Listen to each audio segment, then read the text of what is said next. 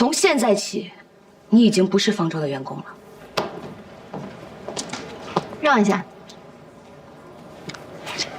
江喜，江喜，哎，江喜，你这是要出去办事儿啊？上次你给我带的牙买加咖啡不错，下次给我多带几盒吧。好，办公室在这边，我带您过去。顾总，进来。顾总来了。顾总，你怎么有时间过来了？我来是想要聊聊 OP One 的。那走，林总那屋去聊。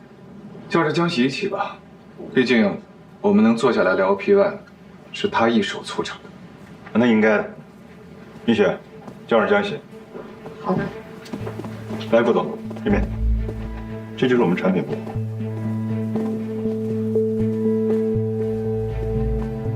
江喜。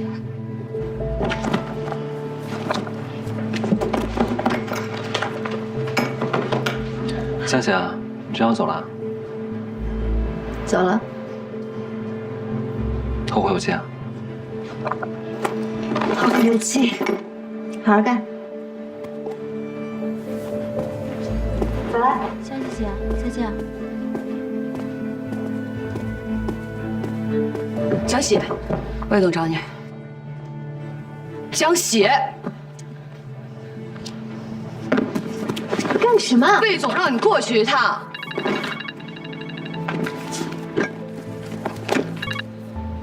喂，江喜，顾许去方舟，一切听顾许的。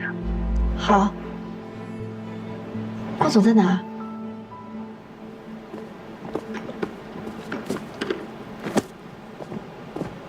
你去年在国外把普柳科技卖掉，我就想啊，你肯定是要回国大展拳脚。果不其然，被我猜中了。顾总，你应该是磐石最年轻的合伙人吧？顾总在我们学校就已经很优秀了。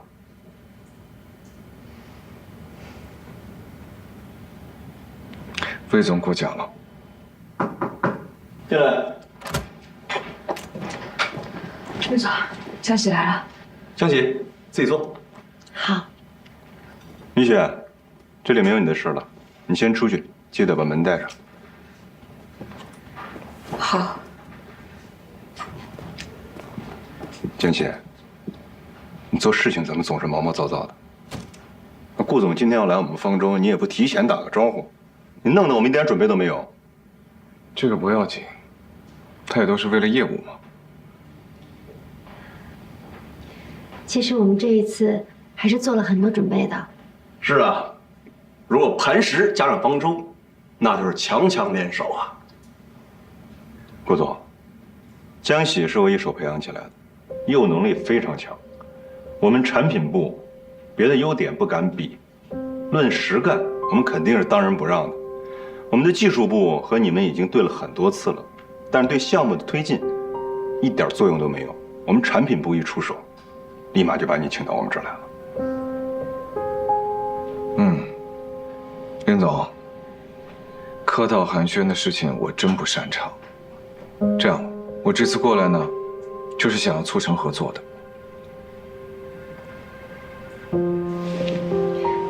真的吗，顾总？没开玩笑吧？你看我像开玩笑的样子吗？想 OP One 的话，让江喜来对接合同就可以了。那太好了，我上个董事会走个流程，咱们就可以过合同了。没问题。顾总，合作愉快。合作愉快。你部门这江喜到底什么来头？居然搬动磐石的顾许亲自上公司谈合作，这一下把总价砍下来这么多。林总，你还不知道吧？就这样的业务骨干，差一点离开我们方舟。为什么？之前爆料冯凯的事儿，你还记得吧？啊，他干的。冯凯性骚扰他在先，他呢就是一时冲动，本来 HR 那边是坚决要让他离职的。我觉得江喜这样的员工有能力得留下来，我顶了很大的压力，不然就没有和磐石的合作了。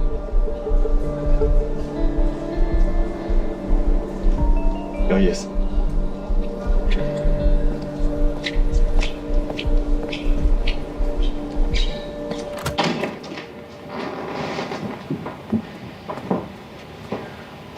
坐吧。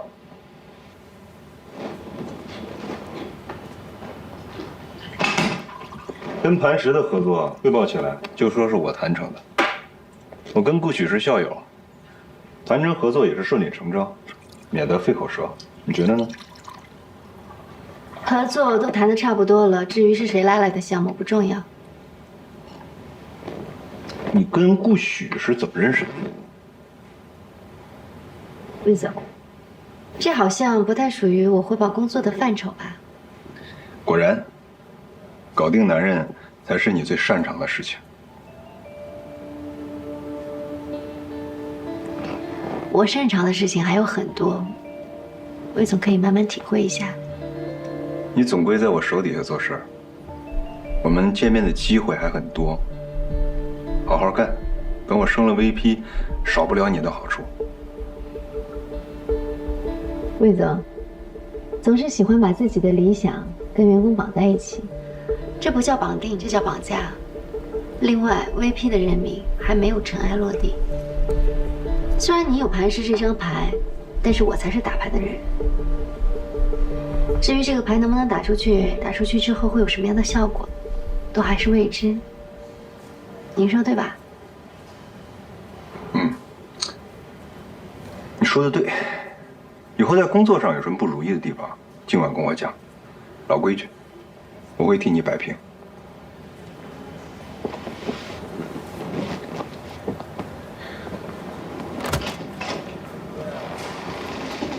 魏总，您还是自己多加小心的好。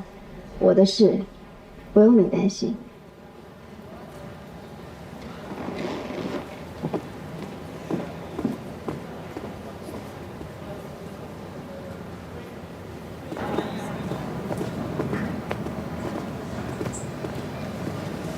我宣布个事儿啊，从今天起，江喜正式调回产品推广部，升任商务拓展主管，负责磐石等大客户的业务。江喜回来了。米雪，我之前的工位被新来的同事占了，我坐哪儿？你坐我这儿。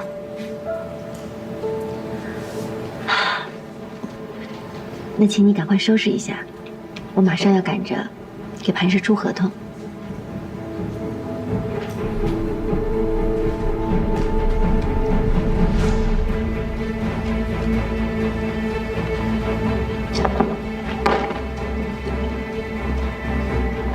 另外，麻烦你把我离职的合同还给我。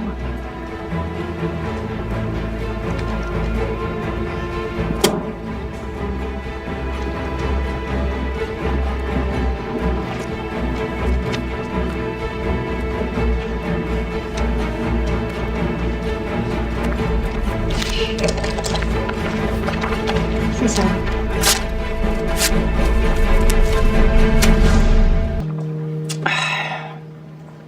不是我怎么看，这江喜也不像是高攀顾许的样子。啊？那你把他想简单了。哎，这江喜是谁啊？她可是我们方中出了名的花边新闻女王。嗯。这男主角前有冯凯，后有魏总。哎，说不定磐石的那个顾雪早被拿下了。相貌好，有时候也能成为职场门面担当，而且学历和工作能力都能后期提升嘛。哎，好一个技能捕捉呀！我觉得你俩刚刚说那个话有点过分了。江喜拉来磐石，年底大家 KPI 都好看，不领情就算了，干嘛嚼人舌根呢？不是，我是开玩笑，你看他当真了？开个玩笑。没事儿，我不介意。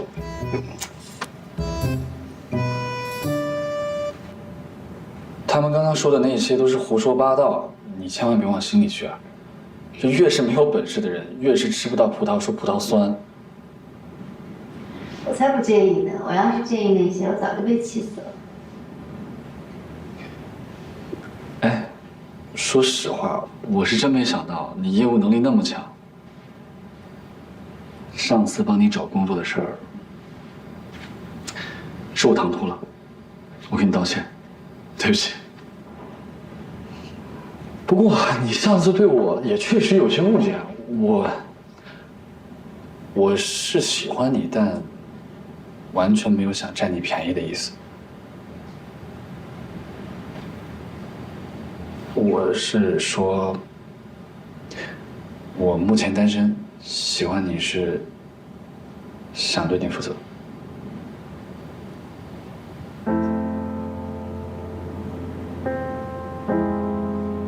其实，他们刚才也不算恶意重伤我的。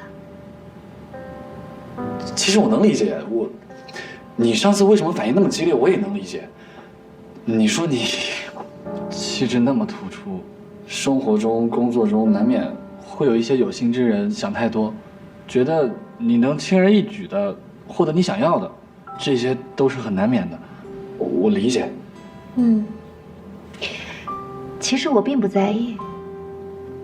是，有很多人议论我，有的时候也有很多人传我闲话。但是他们不知道的是，我为工作付出了多少努力。超越不了固有的阶层。我承认，在工作能力上，我确实有很多地方不足，但我就是有一颗逆天改命的心。这种坚持，可能就是我唯一的优势吧。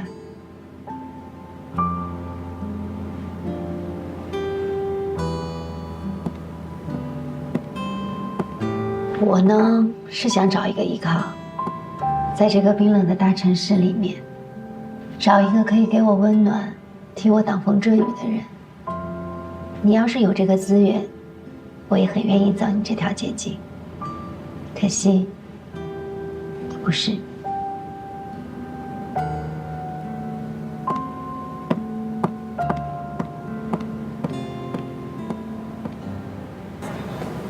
魏总，恭喜啊，拿下磐石的 OP1，切切实实为我们减了负啊。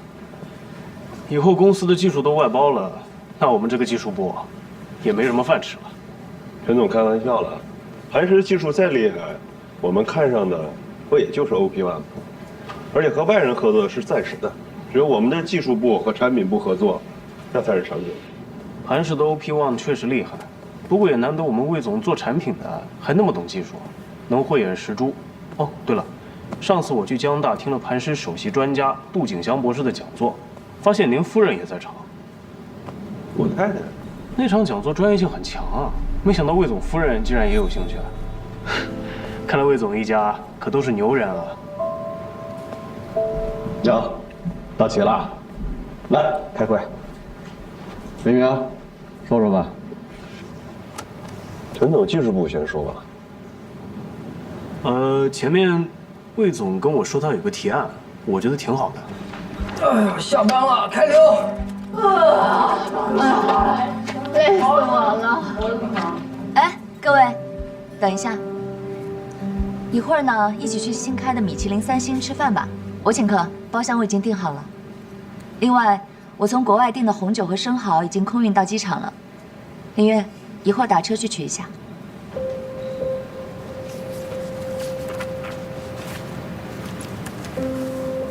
佳怡啊，不好意思啊，我老外婆这2天生病住院了，一会儿下班我还要去陪她，把她一个人扔下，我去吃米其林3星，这样的事情我说不出口的呀。我今天约了凡亚科技的徐总吃饭，不太好碰客户的鸽子，不好意思啊。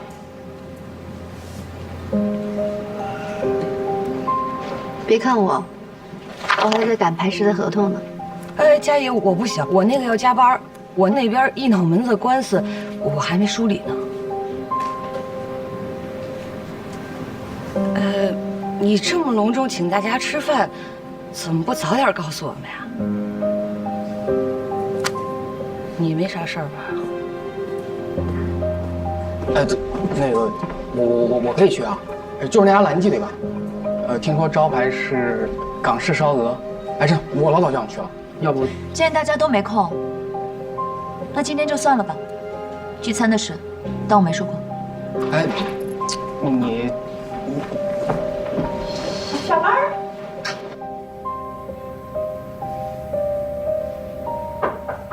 进来。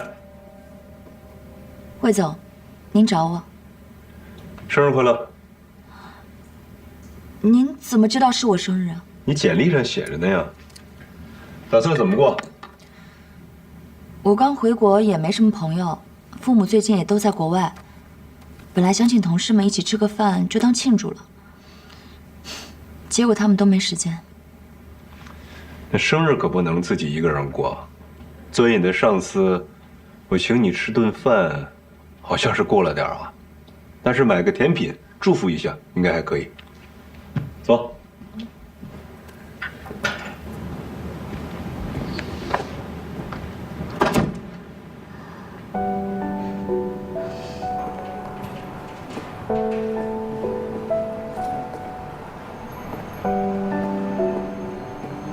生日蛋糕，好像是小了点儿，聊胜于无，你别嫌弃啊。怎么会？这也太可爱了吧！没有蜡烛吗？用它代替。许个愿吧。这都行啊！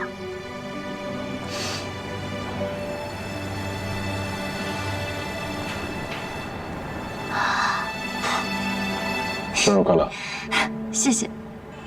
我一看到这个小蛋糕，我就想起了那个时候我在海外工作那几年，好像也是一家这么大的便利店吧。那蛋糕比这个还小，特别的凄凉。那个时候一个人在海外工作，也没有朋友，工作久了，越来越觉得孤独，人也不能想，你越想，越觉得自己特别的凄惨。突然那天，我太太给我打了一个电话，我在想，终于今天有人要祝我生日快乐。接了电话，我们俩聊了好久，结果她根本就没想起来当天是我的生日。这也太惨了吧！挂了电话之后，她倒是给我发了一个视频，那是我女儿刚学会走路的样子。就那个视频，我看了100多遍。这是我在这个世界上收到的最好的生日礼物。魏总，你一定很爱你的老婆和孩子吧？在国外工作的时候，业务还不是很熟练，那些老外也不是所有人都那么绅士，那要踩起你来，往死里踩，根本不留情面。我要不是天天想着我老婆和孩子，我估计我都要得抑郁症了。好在有他们2个人做我的精神支柱，我就觉得那日子很快就熬过去了。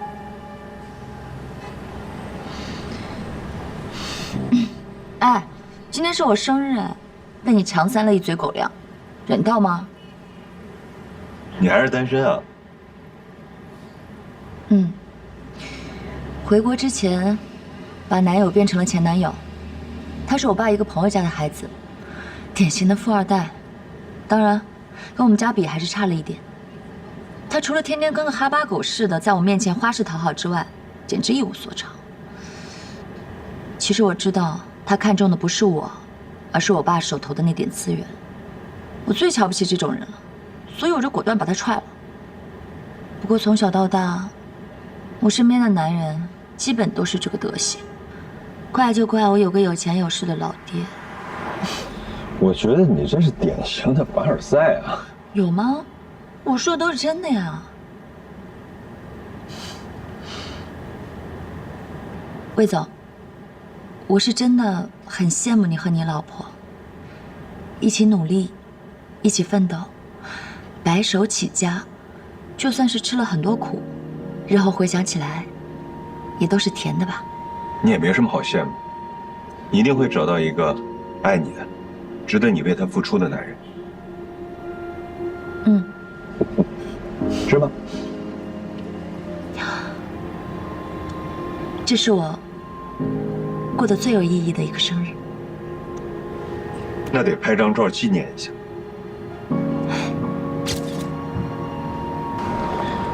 时间不早了，我得赶紧回去。果果可能马上就要睡觉了，我就不送你了。我刚才给你叫了车。喂，哎，你好，对，我就在这路口等你。好的，你一会儿到了打个双闪。哎，谢谢啊。一会儿你到家了，记得给我回个信息啊。嗯，好。哎，到了。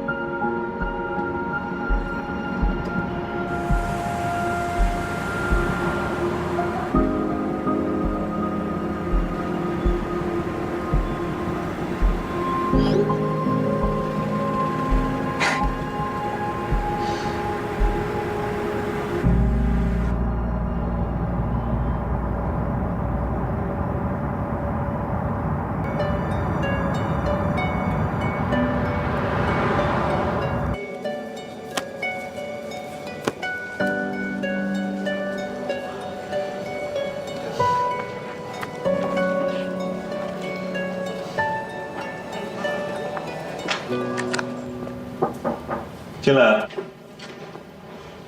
魏总，您看一下，我们刚上线的那个知识付费平台，目标是为了打造一个用户愿意停留和交互的高质量生态体系。为什么要增加用户激励机制？这样下去，产品会越来越重，内存需求过大，还会造成用户负担。你刚接触这个互联网行业，可能还不太了解。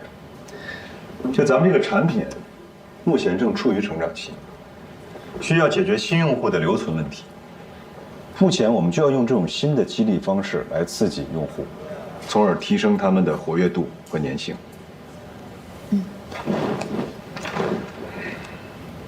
那激励机制有不同类别，我们如何判断应该选择哪种？这个事情啊，你就想，请进。魏总。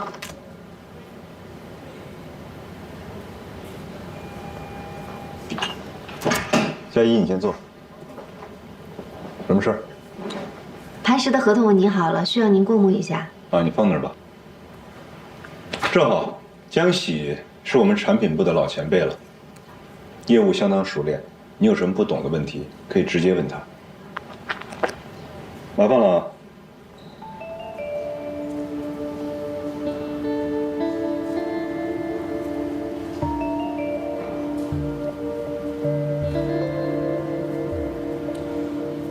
可设置群内激励、成就达成、粉丝积累、活跃榜上榜等活动。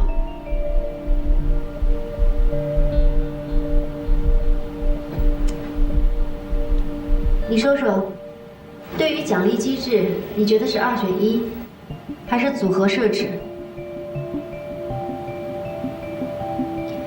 既然没心思专心听讲，就别装着勤学好问了。我也没有这个功夫跟你在这白费口舌。我知道你们都不喜欢我，所以呢？为什么？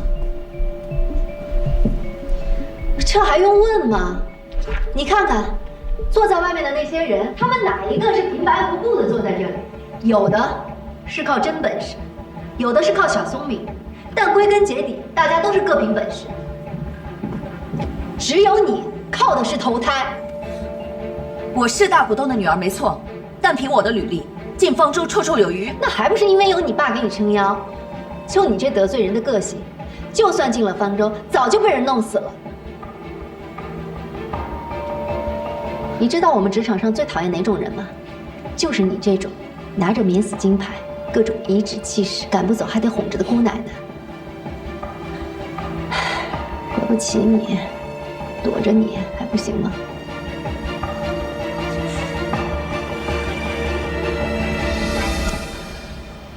当然了，你已经比我们好太多了。你跟我们比，已经赢在了起跑线上。但是看人嘛，这是一门技术活。要是一不小心看走眼了，你父母给你的那点红利，还得倒贴进去，那可就亏大了。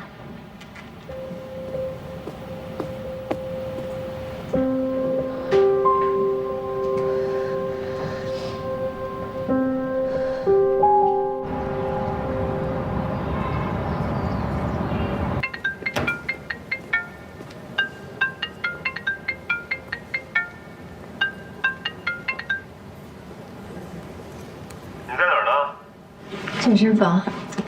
健身好，保持身材，比你听那些互联网讲座有意义多了。有什么事儿吗？周末你把果果送到外婆家吧，我们公司 CFO 薇姐的生日，我出差在外地回不去，你替我参加一下。生日会，我不想去。一群人吃吃喝喝的，主要是大家拉近一些情感，你就当公司团建了。那我就更不感兴趣了。这不是你感不感兴趣的问题。薇姐的生日向来都是公司高层带着家属去的，那多少人挤破脑袋都进不去。你要不去，就是我不给人家面子。说来说去，我就是你的面子人。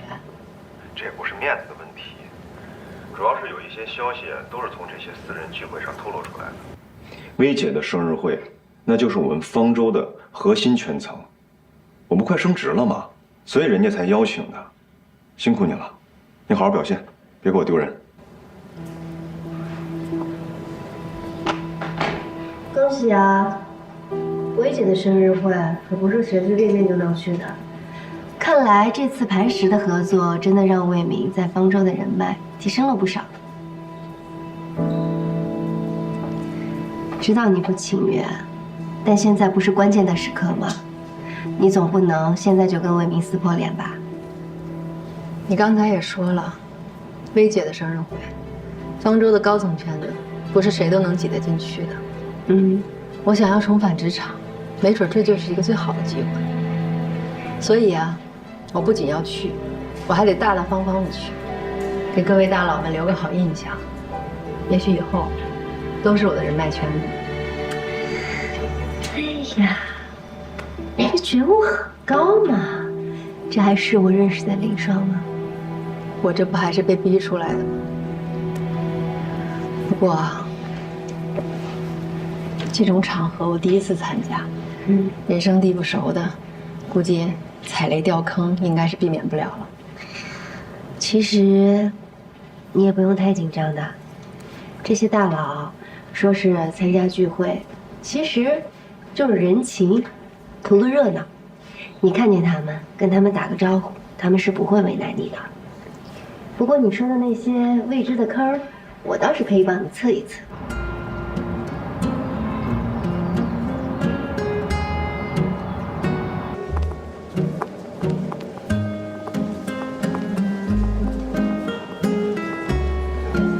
在方舟，大大小小的总裁、副总裁、高管，加起来怎么也有30-40号人。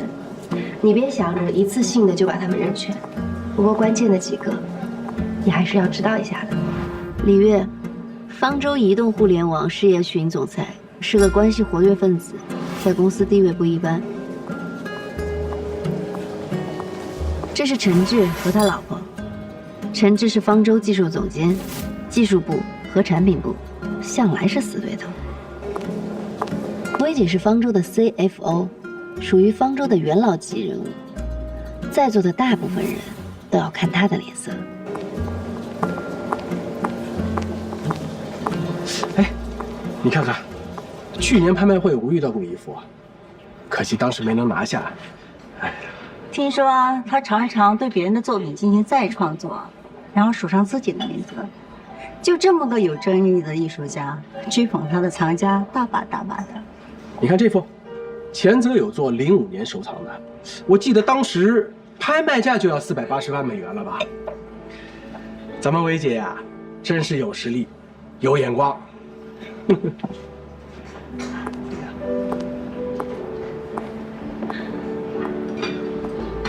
来敬薇姐吧，啊，薇姐，一茶代表。明天进去。魏明太太吧，这魏总没告诉你时间吗？你来晚了，我们都在这儿聊了好一会儿了。不好意思啊，地方不熟，多绕了几圈，确实是来晚了。大家都到齐了吧？今天的计划呢是晚饭之前运动运动，不过不勉强大家，我自己先去换件衣服啊。走吧。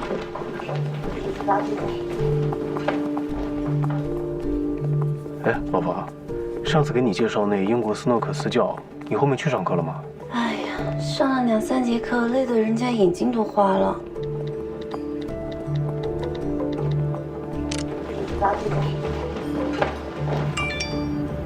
什么情况？不就是吃饭吗？哪来的活动环节啊？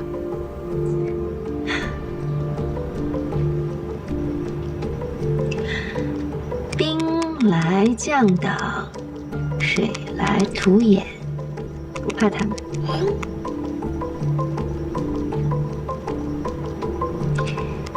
半个小时后到。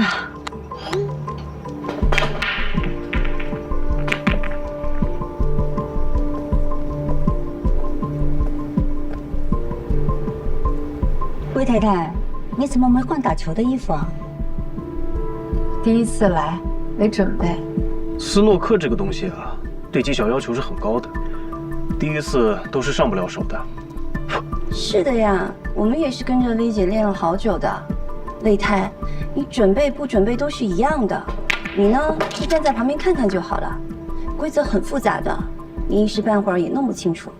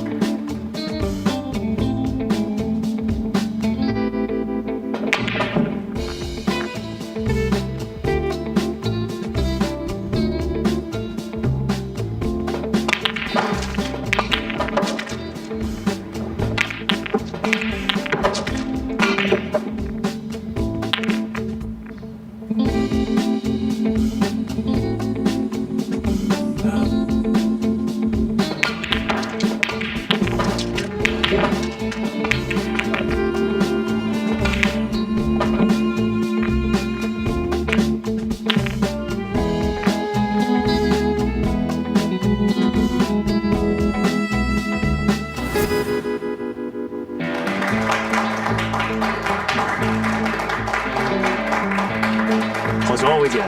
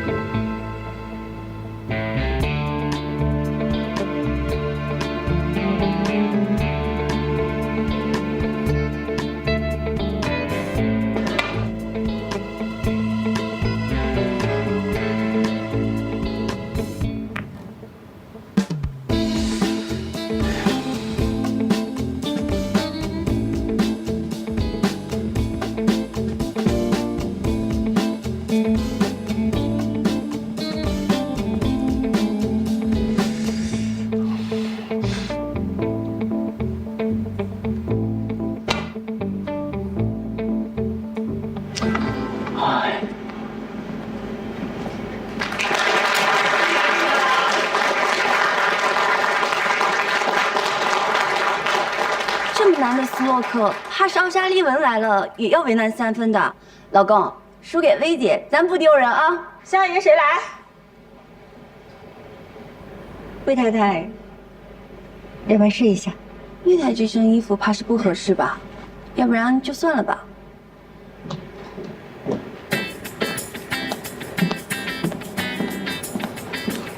魏总，哎，怎么才来啊？我来给魏总太太送衣服的。哦，魏太太，魏总让我提醒你，出门别那么粗心，少带一件衣服都不知道。给。啊，知道了，谢谢啊。魏太，现在有衣服了，要不要跟魏姐打一局啊？好啊。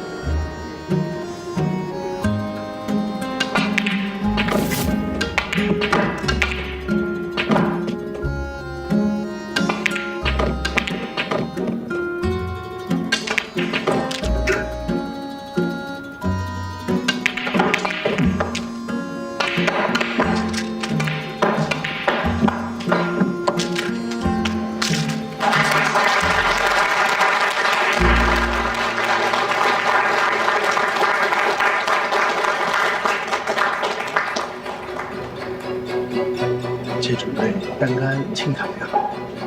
长台进攻哪有这么容易啊？准确率多低啊！是我的话呀，肯定多一点。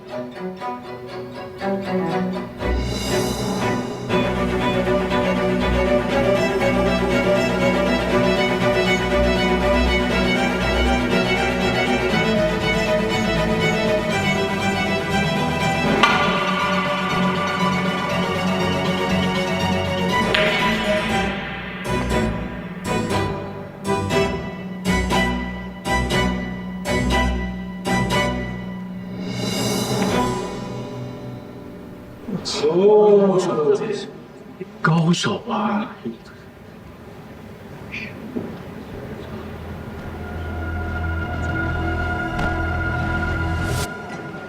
给我一杯水，谢谢。好的。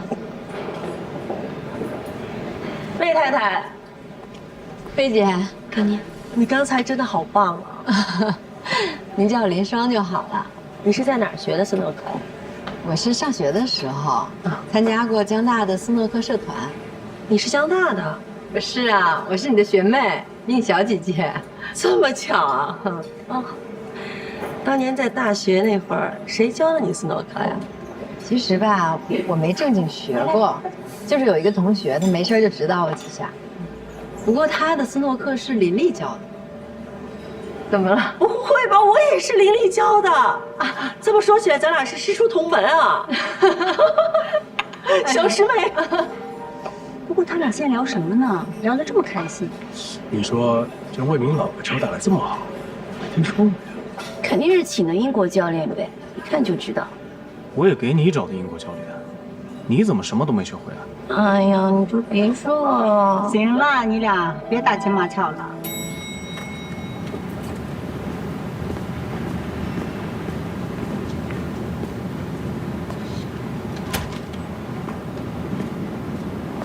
回来了，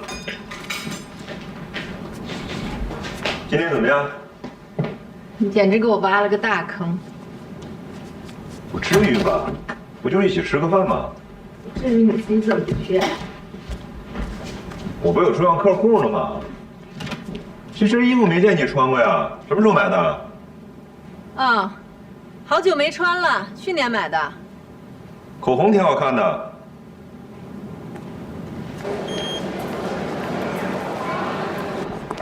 魏总早。早上好。早上好。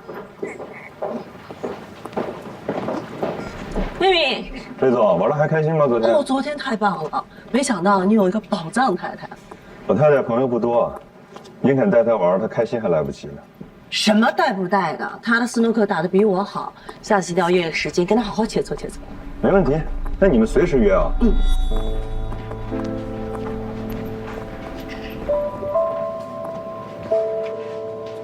要不是你提前帮我排雷，还临时赶来救场，我现在应该已经社死了。其实这些人啊，不管是强势还是温顺，看的都是公司的职位还有利益关系。有了磐石这张牌，魏明升 VP 应该就是这1-2个月的事儿了。新来的那个助理黄佳怡，她爸爸是黄董，魏明最近可是对她殷勤得很。你的意思是，魏明为求自保，想借黄佳怡来讨好黄董？也不一定是自保吧。人心不足蛇吞象，魏明还不到40岁，他的野心应该不仅仅只是一个副总吧。副总之上那就是 CEO。魏明是有点才华和小聪明，当一个副总算是比较匹配的。但是，如果让他掌舵全局来领导一家公司，那他还差了点格局。他知道他自己差的这点格局，需要一个强大的后盾来帮他补上。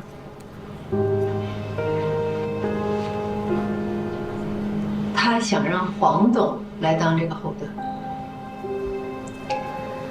魏明的能力嘛，是有一些小天赋，但是论起对付女人，他可是天下第一。我看那个黄佳怡被家人保护得很好，一点鉴别男人的能力都没有。他已经着了魏明的道了。如果只是提携自己的女儿，那这份恩情黄董未必会记挂很久。但如果成为黄董的家人，那就不一样了。你说魏明要娶黄佳怡？以我对魏明的了解，不是不可能。那这也太毁三观了吧！不管怎么样，找工作的事情呢，还是得抓紧。对了，魏明的工资还有奖金都是公开的，再加上我知道的分红和绩效，我估算出了他大致的年收入。另外，他这个人喜欢搞小动作，回扣也没少拿。我知道的全部都在里面。谢谢，这次帮了我大忙了。司仪说，在财产分割当中，对方一定会想方设法的降低你分得财产的比例。但是如果我能了解他全部的收入状况，把能分的蛋糕尽量做大，这也算是变相的多分了一些财产。该是你的，咱们一分都不能让。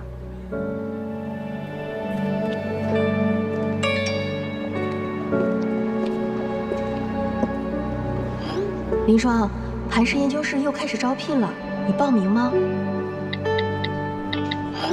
当然。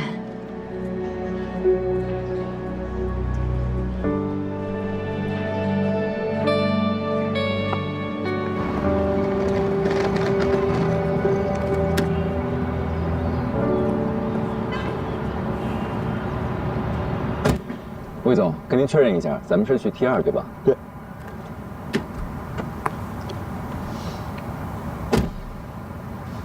魏总好。明博呢？公司不是派他跟我一起出差吗？明博突然有点急事，脱不开身，所以公司就派我去了。师傅，出发。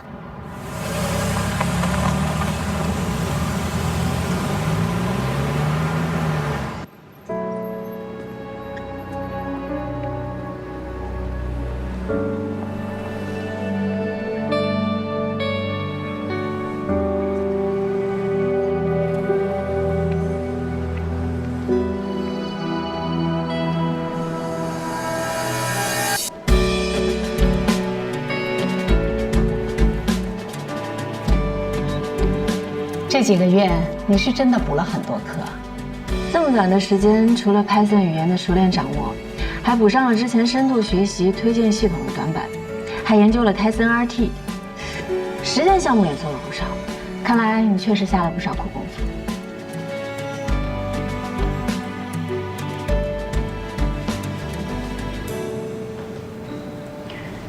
能够进入磐石研究室，对我来说非常重要。希望各位能再给我一次机会。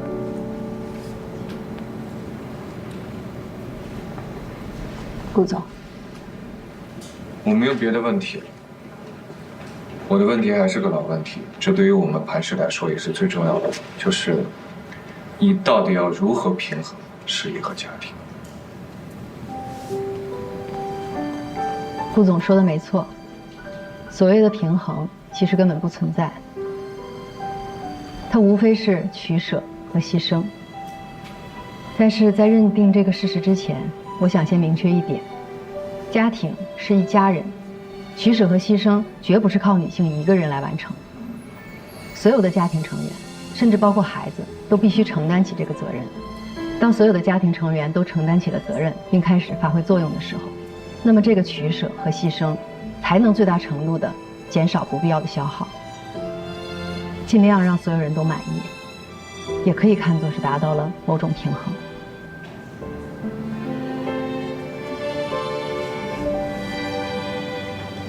你刚刚这番话呢，说的很有道理，但是你表达的只是一种理想化的状态，恐怕执行起来是非常难的。而且，程序员是高强度的工作，即便是大学刚毕业的年轻的员工，也有时候可能会感到力不从心。所以你到底拿什么来证明你能够胜任？我想让大家看一个表格。我的一天是从早上6点开始的，洗漱、更衣。6点20，我准备早餐，叫家人起床。7点15送孩子去幼儿园。8点菜场买菜。8点40回到家里，收拾餐桌，整理衣服，还要处理一些缴费和外出事宜。一边我还要用手机听课。12点钟，我会利用午餐的时间下单一些生活必需品。12点半午餐结束，我为晚餐做准备。3点我会去幼儿园接孩子，直接送到特长班，督促他语数外以及画画还有围棋等技能的学习。5点钟回到家做饭，6点钟吃晚餐。7点半我给孩子洗漱哄他睡觉。9点钟我再重新收拾一遍房间，为第2天早餐做准备。10点我可以继续学习2个小时。12点我自己洗漱睡觉。这只是我过去几年里最普普通通的一天。如果遇上老人、孩子生病，家里突然来亲戚，那这张表格还会复杂很多。另外，除了时间管理，几年的主妇生活也让我对于财务统计、家里人的心理疏导以及各方面的协调能力都有了很大的进步。我想，我的工作强度和复杂度对比一个初级程序员的工作需求，应该是绰绰有余。你在之前的面试和笔试中分数排名是最高的，所以看得出啊，你的 Spark 以及机器学习方面的工程能力是非常的扎实的。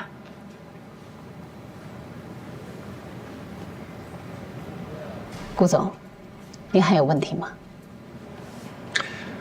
如果这次的面试你还是没有通过呢？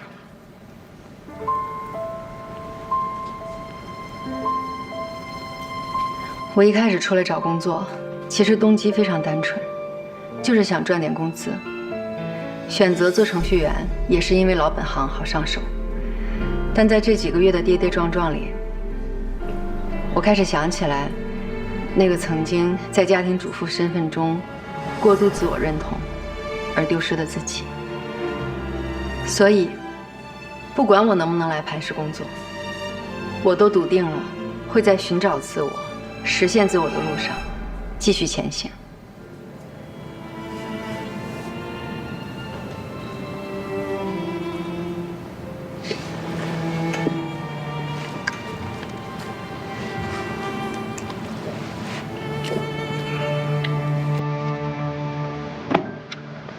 恭喜你加入磐石研究室。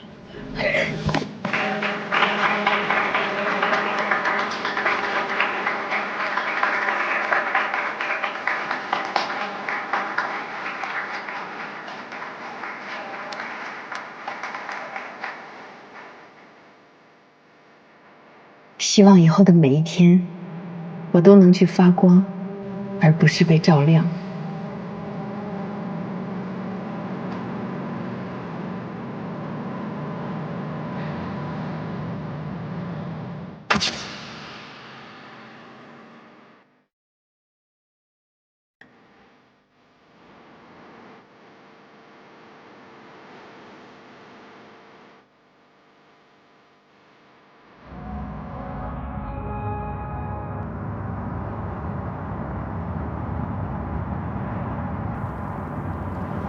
江海，明天我就要去磐石上班了。刚开始上班呢，我估计会有点忙，会有一段时间的适应期。所以，我跟我们小区的邓阿姨已经商量好了，以后我下班晚，她会帮我接小苹果。这段时间谢谢你了。没事儿。恭喜你啊，林双姐。可这样一来，我以后是不是就不能每天见到你了？啊，我的意思是，你要是下班晚，路上不安全，我可以去接你。不用，我现在自己开车很方便的。你帮我照顾小苹果，我已经很不好意思了。其实我吧，有的时候就是想每天能听一听你说话的声音，见你一面吧，就哪怕隔得远远的看着也好。我没有别的意思了，我也不是想去骚扰你。嘉海，我真的只拿你当普通朋友，也希望你可以尊重我们作为普通朋友的界限。我知道的。哎，当然了，果果交代的任务，妈妈能不完成吗？跟小朋友们分一下。吃糖了。哦，谢谢。林双姐，还是拿我当小孩子呢。那你就拿出点大人的样子来嘛。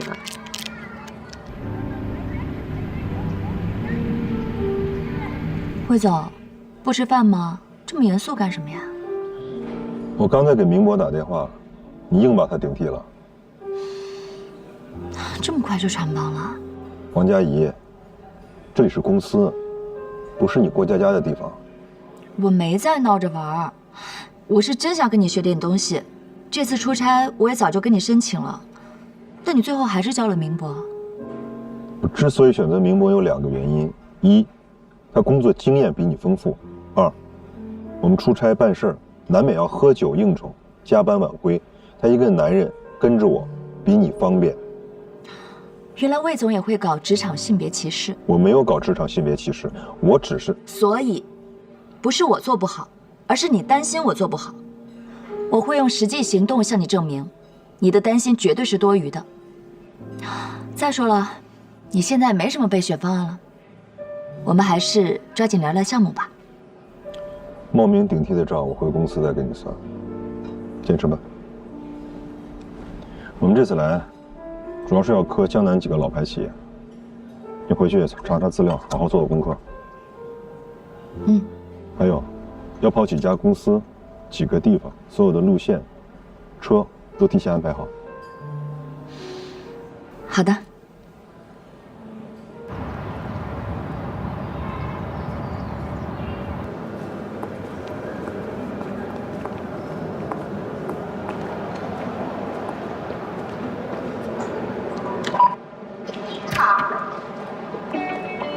林双，欢迎你在磐石正式开启你的程序员生涯。谢谢，我带你过去。咱们磐石科技成立于2015年，目前呢是国内首屈一指的企业软件公司，主要提供数据库、工具和应用软件等相关的咨询支持服务。你这次入职的小组呢是隶属于开发中心，也就是我们研发中心。像我们研发中心现在目前有180多名开发人员。你也知道，咱们公司可是向来是以技术为核心的，所以啊，这研发中心更是 CEO 的直属。这边就是工作区域了，你看一下。哦，对了，你这边还要下载一个工具软件，就是这个引擎。引擎呢是咱们磐石内部的协作合作系统，像日常的工作沟通以及请假调休之类的，一切跟工作有关的事情，基本上都是可以在引擎上解决的。哎，你可以选几个位置啊？哦，就是这边绿色都可以选。那我就选这个吧。挺好的，可以。那我带你过去。就是这里。好，我那边还有事情忙，到时候有什么事找我啊。加油！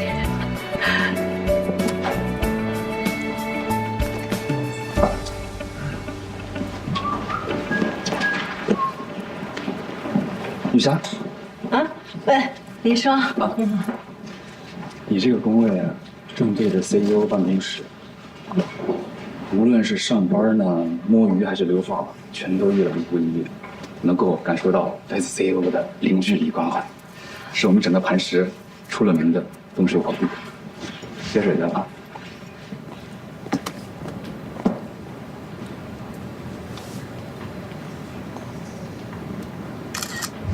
下周的产品需求会，所有的流程已经同步到你们电脑上了，自己看一看啊，完全根据这个规章制度走。各部门你们稍微协调一下，好吧？哎，听清楚了啊？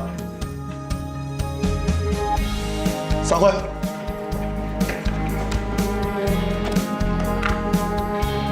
林双，产品的需求会。啊。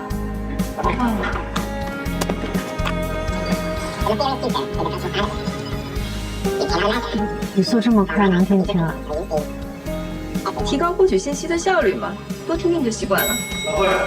看得出，闪。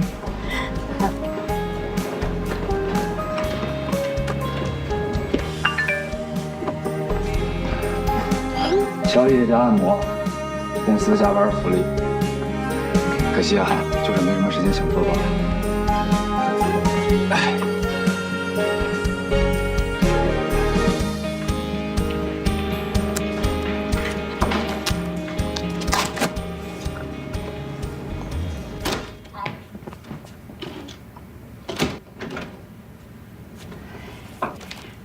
不好意思啊，邓阿姨。没事，睡熟了。